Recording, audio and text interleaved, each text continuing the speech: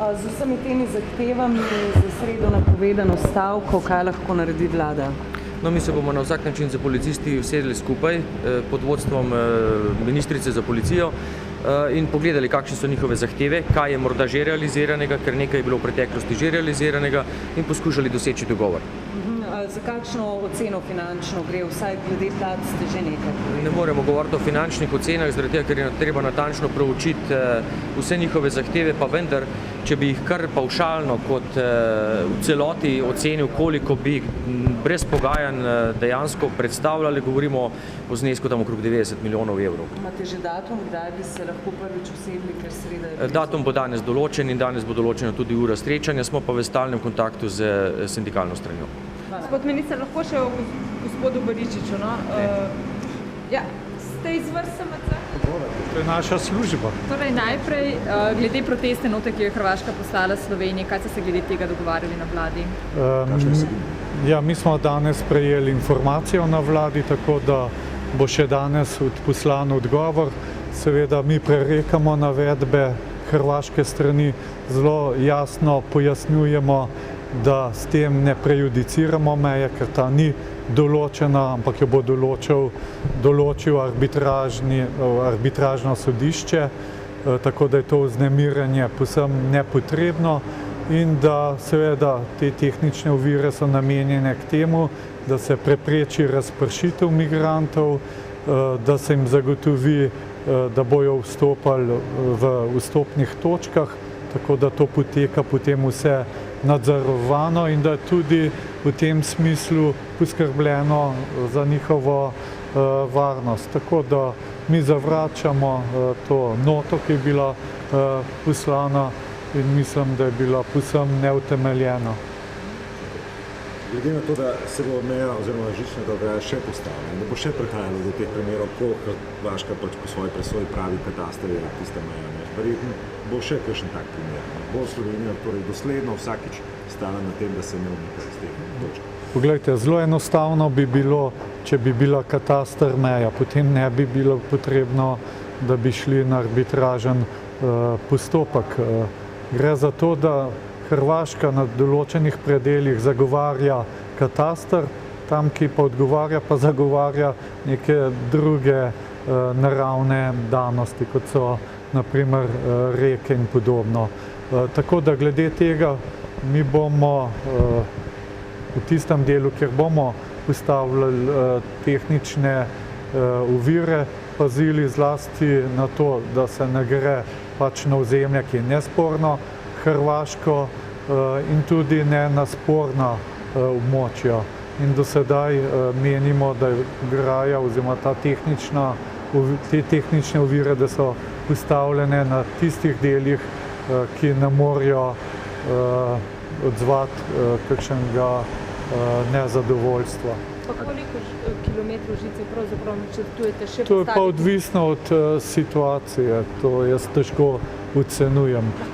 Mi želimo s temi preprekami zlasti preprečiti nenadzorovan prihod migrantov in zlasti želimo, da gre migracijski tok proti vstopnih točkah, ki so organizirane, kontrolirane in tam je tudi potem oskrba za vse te migrante. Vemo, da nekateri prihajajo v zelo slabem stanju, da potrebujejo zdravniško oskrbo, hrano, tudi oblačila in zato menim, da je ta ukrep povsem primeren.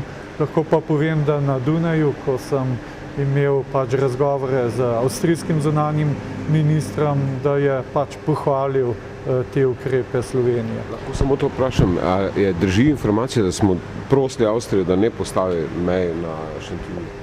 Ne, na Dunaju sem imel o tem pogovore z zveznim ministrom, ki je vodja kabineta kanclerja, gospoda Fajmana, to se pravi, gre za zveznega ministra Ostermajerja in pa z avstrijskim zunanjim ministrom Sebastianom Kurzem, kjer smo se dogovorili, da bi skupaj poskušali čim bolje organizirati ta pretok migrantov preko Šentilja. Tako da so ocenili, da ni potrebno, da postavljajo kakšne ograje, zlasti potem, ko sem mu razložil, na kakšen način ravnamo na naši južni šengenski meji in so nekako ugotovili, da nima nobenega smisla, da postavljajo kakšne ograje na meji med Avstrijo in pa Slovenijo. Azilna politika se zdaj zaostruje, pravzaprav po vseh državah, ki so ciljne.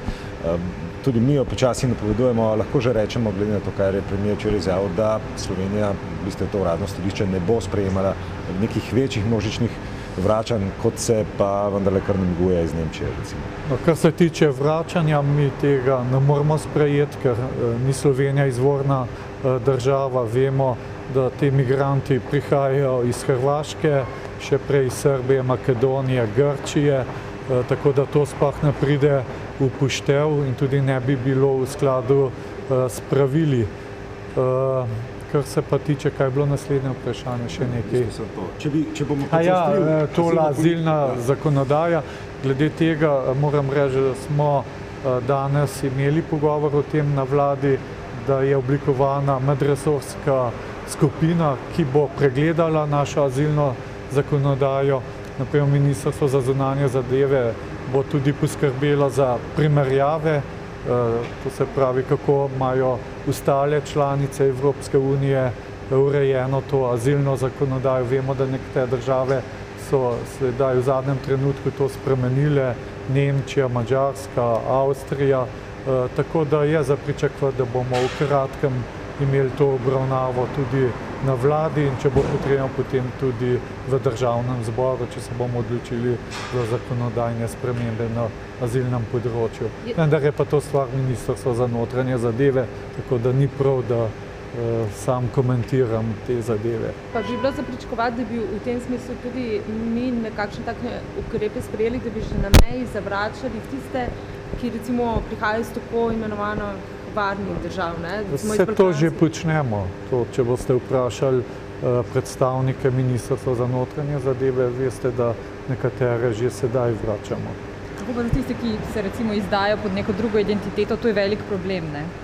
Ja, to je problem, vendar pogledajte, ni minister za zunanje zadeve, ki bi odgovarjal na ta vprašanja, ker je za resor notranjih zadev. Tako in tako imajo vsak dan tiskovno konferenco in jih tam vprašajte o teh zadevah. Je pa seveda to problem, ker so brez dokumentov, zelo težko jih je identificirati, tako da so ti postopki zelo zahtevni. 14 km žičnate ograje za zdaj postavljene na desetine, je pripravljene, torej jasno je, da bo proti vzhodu in severovzhodu se še to nadaljevalo. Kaj pa druga stran? Vemo, iz terena so informacije, Bela krajina, Ilirsko-Bistriška, se ve, skratka, da se pripravlja teren za ograjo v naslednjem tednu. Ja, so tam, kjer je ocena, da je to potrebno, kaj več vam pa ne morem razkriti. Lahko vprašam še na Andreja Baričiča, zakaj vlada odlaša z uvrstitvijo te točke na dnevni red? Kje se zapleta? Kot veste, v stranki Desus ne podpiramo, da bi dali soglasje gospodu Baričiču. 4 ministri Desusa bomo proti, kot sem seznanjen, tudi pri socialdemokratih imajo težavo, tako da verjetno to razlog, da zadeva ni uvrščena, tako da verjetno bo treba še kakšen pogovor opraviti in sploh videti, da bo zadeva prišla tako daleč, da bi verjetno bo morala vlada odločiti, dati soglasje ali pa ne. Ampak obstaja pa torej možnost, da ministrica tega sploh ne pošlje na vlado, če vas prav razumem? Ne, jaz postopka ne poznam. Jaz mislim, da je dolžna poslati na vladi, da vlada mora odločati.